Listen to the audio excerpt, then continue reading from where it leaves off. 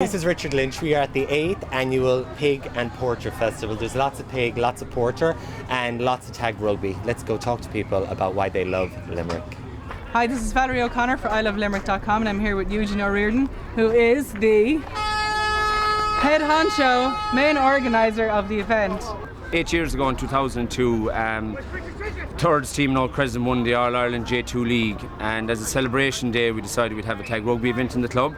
So we organised 12 teams to win the club, and we decided we'd barbecue a pig and drink a few pints of porter, and it was such a resounding success.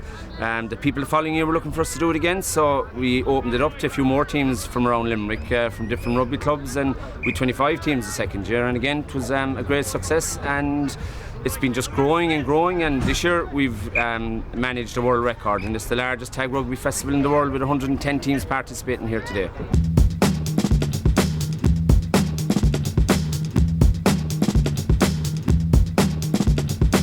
So Paddy, you're one of the organisers of the festival. Yeah. So tell me about your involvement. Well, there's actually about 8 of us would be kind of the main organisers, and everybody kind of has their own job to do. So my kind of role would be to the promotion of the events really over the last number of months. So would have worked an awful lot with Laura Ryan in the Limerick Coordination Office, just to try and get it into the papers as much as possible. Have you been involved with the club for a long time? I have. For my sins, I have been secretary for the last 20 years. And I more or less joined the club when I left school, because at that time it was the school club. If you went to Crescent College, you played rugby with Old Crescent, and so you went on, and this is the way it is. And many years ago then we opened up our doors to everybody. This pig is a really big deal, because this pig epitomises what the Pig and Porter Festival is a all very big about. deal. Yeah, we actually have, they're above in the marquees where all the food's coming from, and we actually have pigs for service up there. As I said, this is purely display for. Oh, this is only display. So Tom the pig is never going to be eaten? No, he's not. He's not the creator. He's not. Wow. He'll be sitting there for a while. So he was slaughtered for no reason. Oh God! We have to eat this pig. Sandra, we need it, okay? I'll take it home and eat it. Ow! Well, I grew up being rugby tackled by my brother, going up the stairs every day. I'd hear behind me, "Tony Ward!" and then I'd be down like this. But that was nothing by comparison. Tag rugby is for sissies. Oh my God. Shit, this is so hot.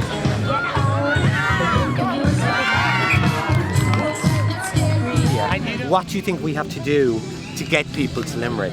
Well, I think this whole project I Love Limerick is a great step anyway for a start. Fabulous. It's highlighting all the positive aspects that don't make the media in general. I think unfortunately bad stories and horrible stories kind of sell more papers and are more catching when you're watching the 6-1 news. But I do think that people in Limerick are doing, like, look, for example is one thing. The Pig and Porter is a great event that Limerick people organise and put on for themselves. All these hot people in shorts running everywhere? Yes. So I do think that little steps like this are going to make a huge difference. I think increase the Riverfest. The river side of the city is a good. That's a really good idea. It's a good idea. And what are you talking about? Building the marina and everything? Yeah, just keep building it towards a riverside city. Yeah. And with that, it boosts the city, because it boosts the image, it boosts its beauty. Yeah. The River Shannon is fantastic. It's amazing. It's absolutely. But they're getting it together now, you know. I think the organisations in Limerick, the coordination office and that, are certainly putting the best foot forward in promoting Limerick, and listening to the radio recently you see quite a lot of advertisements for Limerick. You come to Thomond Park, you come to King John's Castle, you get involved in all local activities. It's a great place. I'm actually not originally from Limerick myself, but I've lived here for the last 12 years, and it's certainly an up and coming city now. I suppose rugby has done an awful lot, and events like this do an awful lot for Limerick.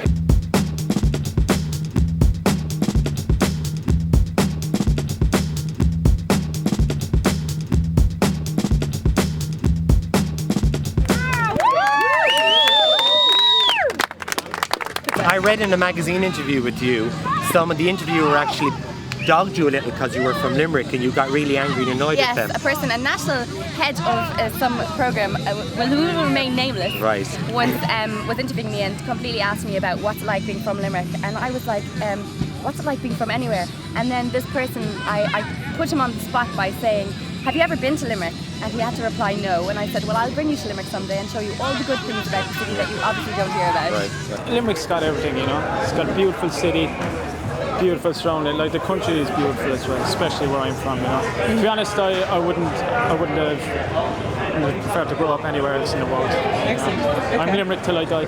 Limerick has become such a vibrant city. It really has. Like, you know, Thomond Park, the arrival at Thomond Park is doing so much for the city. You saw the recent events, the 2 concerts that were out there, all the matches. Certainly it's a very sporting city, and like if you're involved in sport at any level, any of the main sports, there's a great social side to it.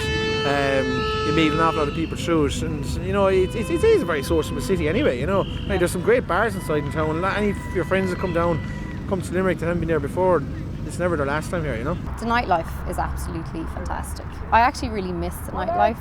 I think it's a fantastic city, and if I was back again in my college days, I would have gone to Limerick again.